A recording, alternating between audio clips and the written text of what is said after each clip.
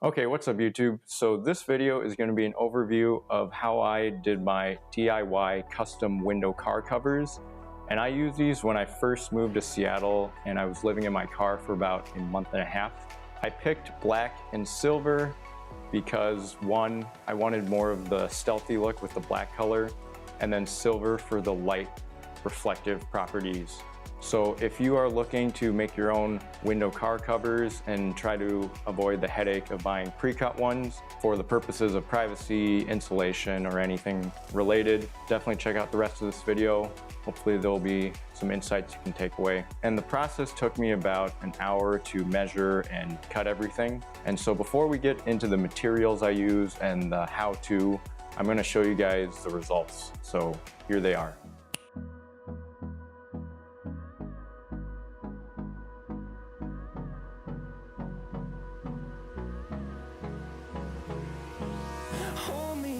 Till I get up, time is barely on our side.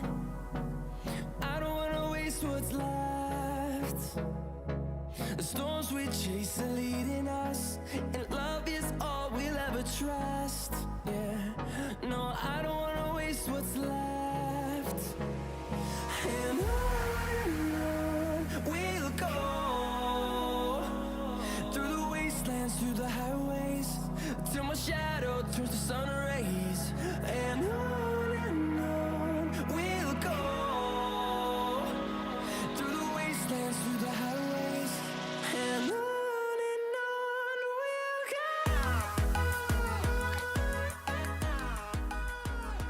go. All right, so materials. So what I used was a double bubble foil insulation, both black and silver. There are other variants that are just black or silver, and the roll I used was 4 foot by 10 foot, but this may vary depending obviously on your car windows. One tip I would mention, and something I didn't adhere to very well until later, is to make sure that you measure the window car covers, and you can approximate them maybe as rectangles or squares to kind of gauge at the surface area that you need for the foil insulation wrap to buy. And the other thing is, after measuring, you also want to make sure that you kind of know the layout or the order in which you're going to cut them, because this is important. One thing I incorrectly did was I cut them out in the wrong layout. I wasn't even thinking about layout, and so this resulted me in having to combine two cutout sections for the rear window, when I could have just cut it out in one had I paid more attention to the order in which I was cutting the car covers. So just be privy to that, and this will help you understand the surface area foil that you need and not to make any errors. Newspaper, so this is to get an outline of your windows, and I found this helpful for before cutting it on the actual foil. You'll want a Sharpie to actually draw out the outline on your newspaper or foil. Painter's tape, this helped me attach the newspaper to the windows so I could draw the outline better. A tape measure for measuring the area or surface area that the windows will take up in the foil, and also helpful for making a decision in terms of the surface area of foil you want to buy. Scissors to do the actual cutting on both the newspaper and the foil. A straight edge, so this is a bit nuanced, so you may not need one, but I approximated the front and the rear windows to be rectangles, so I used a straight edge just to cut rectangles to approximate them. But if you cut based on the contours of your windows, then you may not need a straight edge at all. I would say this is more of a kind of a lazy approach, and I'll get to that later. Duct tape, so again, I mentioned that I made some sizing errors, and so I needed duct tape to combine two different sections to complete the whole surface area in my rear window.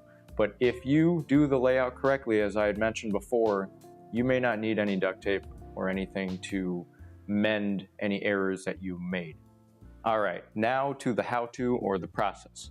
So I'm going to split this into two sections. The first one is for all the side windows, which are essentially, they have duplicates on both sides, and then the rear and the front window. My approach for these were different. Okay, so for the side windows, so I drive a Hyundai Sonata 2017, so a mid-size sedan, and so your car may vary. But in this car variant, I had the 2 side windows in the front, 2 side passenger windows in the back, and then also these smaller areas on the back as well. So this was a total of 6 cutouts. So the first thing I found that was really helpful to cutting out the actual foil rather than doing it directly was to use newspaper, because it's cheap and it's really kind of flexible and easy to use. So what I did was I got some newspaper at Lunds & Byerly or a grocery store, and then for the windows in the front and the back, I had to combine 2 newspapers because they just weren't large enough, so I used the painter's tape for that.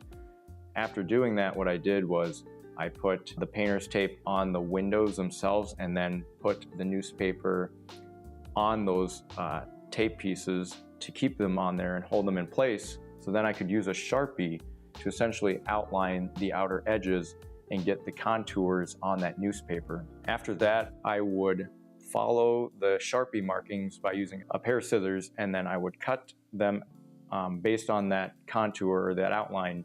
And one thing, when you put the newspaper on the painter's tape on your window, just be a little careful, especially, you know, as you're using the Sharpie on the edges, to kind of, you do want to put some pressure to really make sure you're getting the right outline, but you just want to be a little careful because it can rip depending on how well you've laid out the newspaper and pushed it against the window. So if there's any gaps, it's more likely to cause the newspaper to rip. So just be careful there. And it did happen to me, but it's not too bad. You can just, you know, kind of fix it, stitch it back together, tape it if needed. So now that I had my newspaper cut out, what I did was I put it on the actual foil and then used the Sharpie again to create an outline outside of the newspaper. What I did here was I added an extra bit of margin by having the Sharpie be on the outer edge of the window car cover. I like this just to have a little room for error in case that happens when cutting.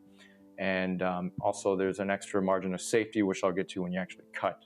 So after you've created the outline on the foil using the newspaper, what I did for an extra margin of safety is I cut on the outer edge of those Sharpie markings to give me more margin.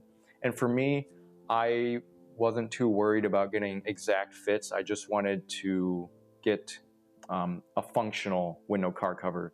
But again, you can trim it to exactly what you want. In case you cut too much of it, then you're gonna have to fix it. Now, before you actually cut on the foil, just make sure to know that because we have duplicate sides, you want to cut the mirror image and not the same cover or window cover twice. So what I mean by that is when you cut it once in one way, what you want to do is you want to flip the newspaper to cut the mirror image of that window so it can replicate the other side. Another way of doing the same thing is that you could keep the newspaper in the same spot and then just flip the foil and cut the same outline of the newspaper. What I did was I just flipped the newspaper and didn't flip the foil. Just be careful of that, because when you want all the windows to be silver, you need to cut the mirror image, because if you don't, I mean, you'll just get a silver on the left window, for example, and black on the right window, because the silver is on the same side, which is now facing inwards into the car rather than what you want, which is outwards to the right. So be careful of that, and it's very important. So last thing, after you have your window car cutouts, you can trim the edges, or you can work with what you have, and you just have to kind of like what I did, which is just to stuff the foil into the windows and just kind of make it work. For me, that wasn't a problem, but for you, maybe you'll want to trim the edges and kind of get more of a perfect fit. And it probably will pay off, but for me, I didn't mind having that extra space in case I ever wanted to do something in the future, whatever it may be. I have no idea, but we'll see. All right, now for the front and the rear windows. For these 2 cutouts, what I did was I approximated them as rectangles, and this is where the straight edge comes into play. Again, I just kind of took a lazy approach, and I didn't really outline or use the contours of the exact windows, you may do something differently and kind of follow similar steps that I did in the side windows. But for me, I just cut them as rectangles, and it was okay for my purposes. I wasn't too worried. I kind of like having some extra material. For the rear window, again, I did make a sizing error, and what happened was instead of cutting out one large rectangle for the rear window, I had to cut two smaller rectangles and assemble them together using black duct tape on the, of course, the black side, but you could also probably use silver reflective duct tape or foil on the silver side. Now, for the most part, it's pretty simple. You just get the dimensions of the rectangles that you're approximating, and then you just cut them out, use a straight edge to get straight lines, and just cut them out. But one thing I do want to mention is that your front window, you probably need to account for the rear view mirror. So in my case, I had a kind of a black rectangular tube, which I cut from the center of the front rectangular foil that I made, and just measured the width and the length and cut accordingly to accommodate that rear view mirror. But yours may differ in terms of dimensions or even the shape, so just be cautious of that. So unlike the side windows, I had to prop the front and the rear windows using various objects like a volleyball, the sun visors in the front of the car, and different bags. This wasn't a problem for me, but you might be able to get better results using some type of Velcro and devising some way to kind of have it stick onto the windows themselves. And yeah, after doing all of this, this is how I got my final results. All right, so before we finish this video, I just want to go over some final remarks that I noticed after making these window car covers as well as using them. Okay, so the first one is that I was hoping for a more stealthy look with the black foil, but unfortunately with this product, I could still see the outlines of the bubble. So if you're someone kind of looking out in on the window, you're probably like, yeah, those aren't the natural tints of the window. Someone put foil. But from afar, you can't really tell the difference. It's only when you go up to the car and look directly at the windows that you can see the bubble outlines. Number two is that after cutting out the sections and looking from the inside out, I noticed that there were some sections in the foil that were missing some coating. I'm not sure the exact reason for how that came about. It may be that was just the way it was shipped. Maybe it got damaged in transportation, but I'm not sure. It is hard to tell from the outside in, but from the inside out, you can see it. And for the most part, it didn't really affect me when I was sleeping in my car. Didn't really notice it too much, but just wanted to point that out. Three is that they are relatively light and easily foldable, so you can kind of just stuff them away somewhere in your car or in your house somewhere and kind of carry or pick with you anywhere. So they're really light again, and I currently just store them in my trunk. Now, one thing I also mentioned was that I use these for privacy, but when you're trying to sleep in your car and using all of these, especially in the summer, it gets really hot and almost unbearably hot and stuffy.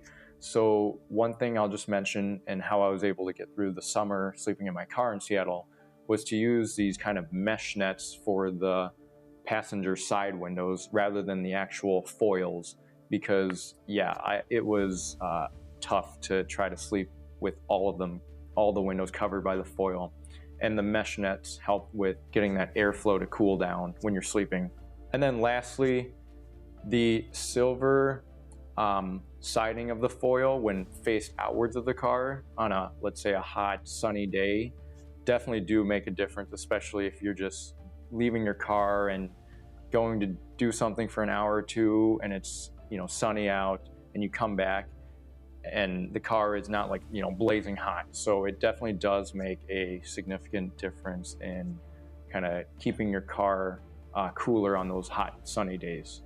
All right, so that's an overview of how I made my own DIY custom window car covers and that I used when sleeping in my car in Seattle for a month and a half. And if you have any questions or comments, feel free to type them down below. I'll get to them as soon as I can. Like this video if you got anything out of it.